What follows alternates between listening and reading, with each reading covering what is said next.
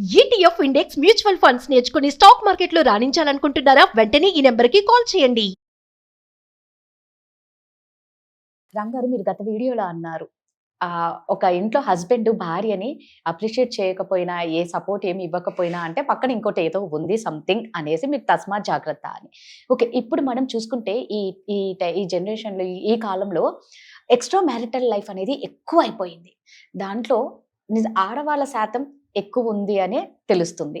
So ఆడవాళ్ళు కానీ మగవాళ్ళు కానీ ఎక్స్ట్రా మ్యారిటల్ లైఫ్ ఎందుకు పెట్టుకుంటారు? దేనికోసం పెట్టుకుంటారు? అరే, కొంతమంది బాధపడుతూ ఉంటారండి, నేను ఎంత బాగా చూసుకున్నా, నా భార్యకు ఏ లోటు లేకుండా చూసుకున్నా, నా భర్తకి ఏ లోటు లేకుండా చూసుకున్నా కూడా మా ఆయన ఇంకోటితో ఎఫైర్ పెట్టుకున్నారు. అసలు ఎందుకు పెట్టుకుంటారు? ఏంటి బలమైన రీజన్స్? అయితే ఎక్స్ట్రా మ్యారిటల్ అఫైర్ అనగానే జనరల్ గా అందరికి మైండ్ లోకి వచ్చేది ఏంటిది అని అంటే, అది ఒక సెక్షువల్ నీడ్ కోసం పెట్టుకున్నారు అని అనుకుంటారు చాలా మంది. సో బట్ యాక్చువల్ గా సర్వే ప్రకారం 15% మాత్రమే ఒక సెక్షువల్ నీడ్ కోసం ఎక్స్ట్రా మ్యారిటల్ అఫైర్ పెట్టుకుంటారు. కానీ మిగతా 85% ఏంటంటే వాళ్ళకి రకరకాల other needs, mostly emotional needs కోసం ఎక్స్ట్రా మ్యారిటల్ అఫైర్స్ కి వాళ్ళు దీనికి ఇంట్రెస్ట్ చూపిస్తూ ఉంటారు అనమాట. సో ఈ ఇమోషనల్ నీడ్స్ అంటే ఏంటంటే, ఏదైతే నాకు ఇంట్లో దొరకట్లేదో నా పార్ట్నర్ నుంచి, అది నాకు బయట వేరే వ్యక్తి నుంచి దొరుకుతుంది అని అంటే, ఆబ్వియస్లీ హ్యూమన్ టెండెన్సీ ఏంటంటే వాళ్ళకి అట్రాక్ట్ అయిపోతూ ఉంటాం అనమాట. చిన్న ఎగ్జాంపుల్, ఇప్పుడు ఏంటంటే ఒక భార్యకి హస్బెండ్ అప్రిషియేట్ చేయట్లేదు, నువ్వు ఎంత మంచి డ్రెస్ వేసుకున్నా, నువ్వు ఎలా రెడీ అయినా కూడా, అరే ఈరోజు నువ్వు బాగున్నావు అని చెప్పేవాళ్ళు చాలా మంది, చాలా తక్కువ. రైట్. సో ఇప్పుడు ఆ అప్రిషియేషన్ హస్బెండ్ దగ్గర నుంచి రావట్లేదు. సడన్ గా ఆఫీస్ లో కానీ లేదా బయట ఎవరో, అరే డ్రెస్ భలే ఉంది నీది, ఈరోజు నువ్వు బాగున్నావు అనగానే ఏదైతే ఇంట్లో మిస్ అయిందో అది ఇక్కడ స్పార్క్ అవుతుంది అనమాట.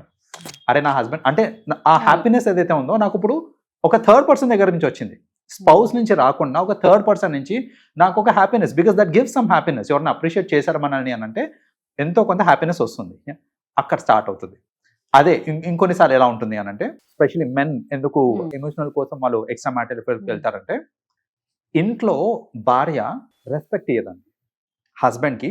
కొన్నిసార్లు అంటే అందరం చెప్పట్లేదు నేను, కొన్ని కేసెస్లో ఏంటంటే హస్బెండ్కి ఇంట్లో రెస్పెక్ట్ దొరకదు.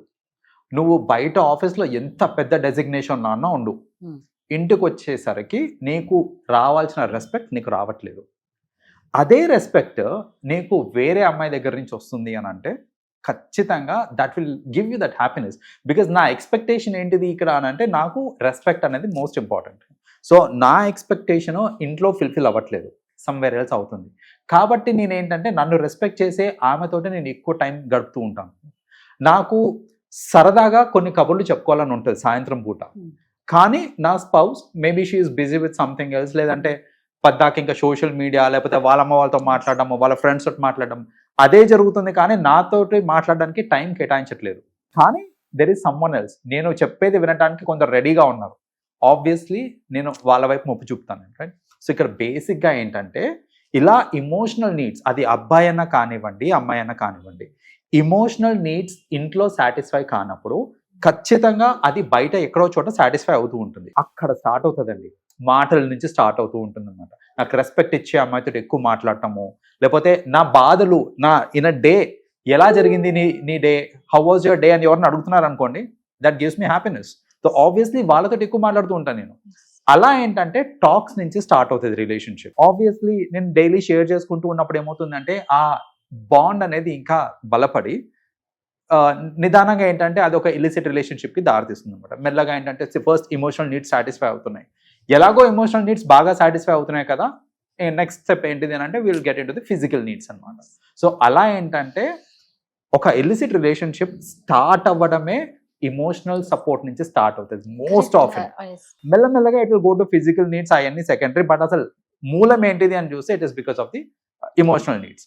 సో వైఫ్ అండ్ హస్బెండ్ మధ్యన ఈ అండర్స్టాండింగ్ ఉందనుకోండి, దట్ ఏంటంటే మనం అసలు పెళ్లి చేసుకునే దేనికి, ఒకరినొకరు సపోర్ట్ చేసుకోవడానికి, రైట్.